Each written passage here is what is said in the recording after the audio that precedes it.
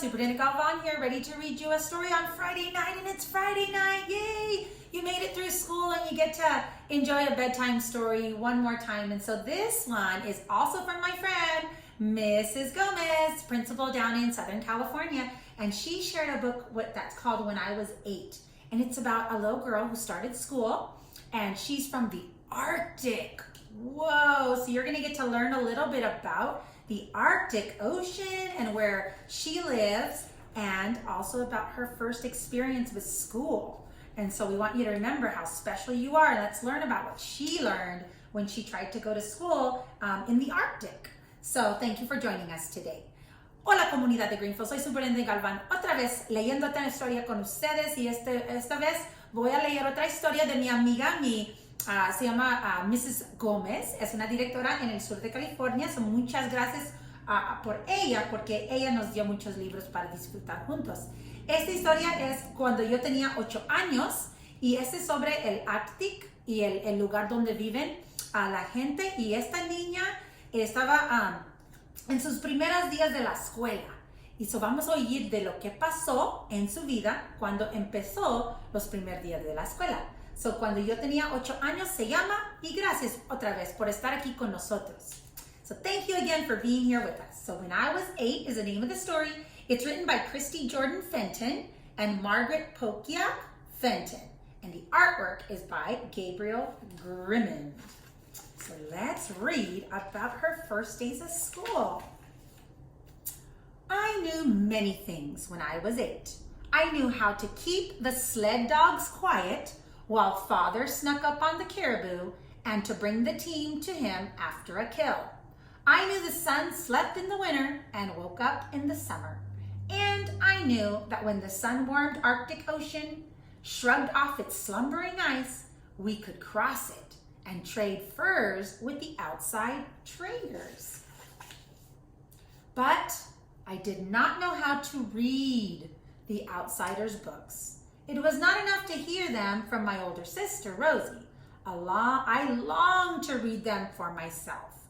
Although I begged like a hungry dog after scraps, my father would not let me go to the outsiders' school like Rosie. He knew things about the school that I didn't know. But my name is Oliman, the stubborn stone that sharpens the half-moon uli knife that was used by our women. I wore away at him all through winter. And when the sun awoke again and we traveled to trade with the outsiders, he reluctantly left me there to go to school. A black-cloaked nun cut my hair. I felt naked as my braids fell to the floor. She stripped off my warm parka. I was made to wear a thin pinafore and scratchy unders, with stockings too small to stay above my knees.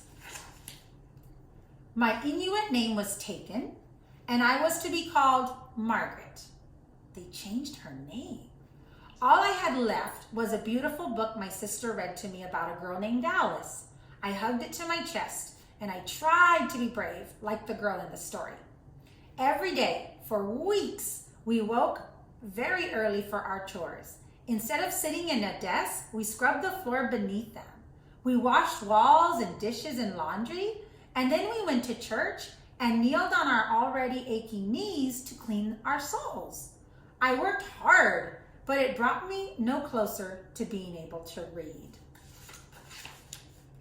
When the first skiff of snow returned and my hopes were nearly dead, the kindly head nun led us into the classroom and told us to be seated.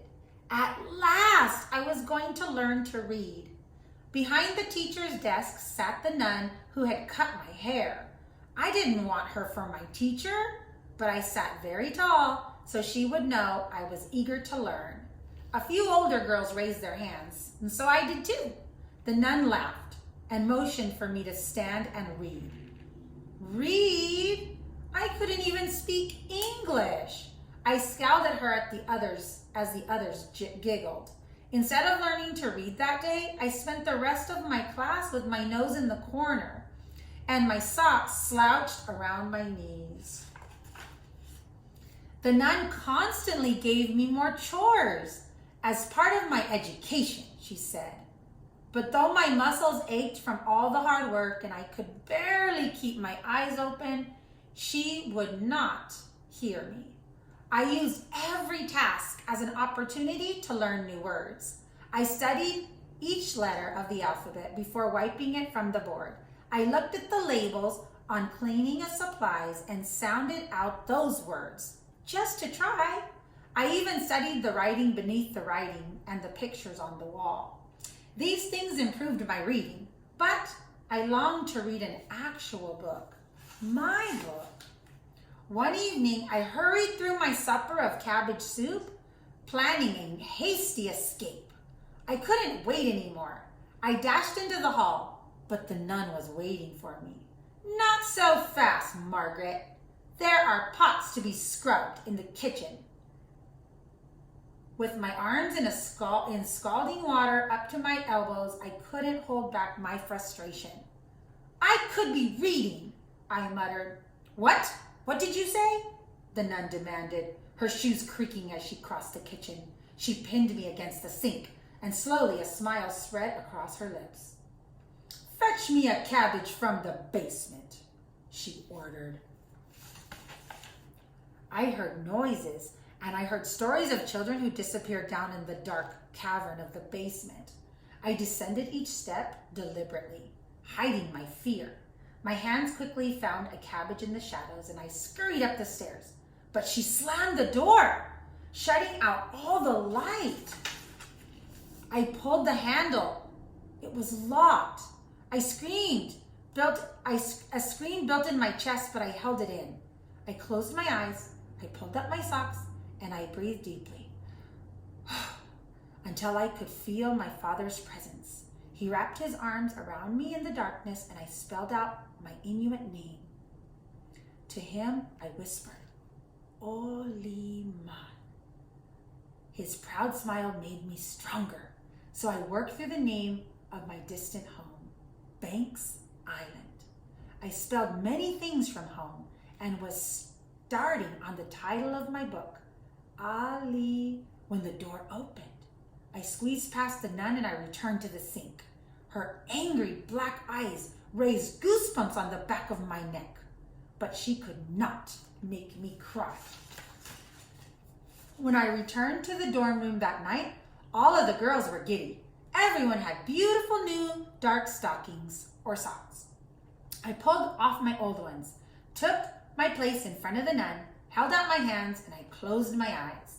The nun cackled loudly as she handed a pair to me. Laughter instantly filled the room. They're red, I stammered in disbelief. Only circus clowns wore red stockings. I ran to my bed and I opened my book. I stared at the letters, holding back my tears until those letters became words, which grew into a familiar story. I could almost hear my sister's voice reading about the cruel queen, and I let the story carry me far away from that laughter. The next morning, I crept quietly to breakfast, but an older girl saw me and called out, "Hey, fatty legs," as bits of food fell from her mouth. "Fatty face?" I shouted back. "Don't say that to me." The nun swooped in. "If you cannot get along with your peers, you can tend to the laundry," she hissed. I entered the laundry and stood beside the large vat with the fire crackling beneath it. And then the idea came to me. I knew what I was going to do with my stockings. I burned them in the ashes. I felt like Alice after a bit of magic cake, as large as the entering the room. When the nun saw my bare legs, she exploded. "Margaret, put on your stockings," she demanded. I set my jaw and crossed my arms. "No, I can't." "Why not?" "I just can't." Her face grew very red, and she ordered everyone to search the room. Like the queen's henchmen in my book, they scurried around, upturning everything. Books were torn from shelves and blankets from beds. No one was calling me fatty legs anymore, and no amount of searching could ever bring those stockings back. The nun snarled when I was allowed another pair. In my new thick gray stockings, I felt victorious. But when I strode into class the next day, the nun slammed a book on my desk. It was a green reader, like the older girls used. Page 34, she said. She wanted to cut me down to size. I opened the book, nervously swelling in my throat. I looked at those words and I began slowly, twisting my tongue around the consonants and forming my mouth around the vowels. By the second paragraph, I confidently sliced through the words without a single moment of hesitation. There was no stopping me.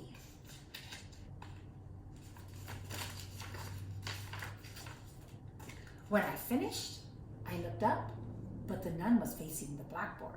"Sit down, Margaret." I felt a great happiness inside me that I dared not show. I quietly sat. I took my seat. I was Oliman, conqueror of evil, reader of books.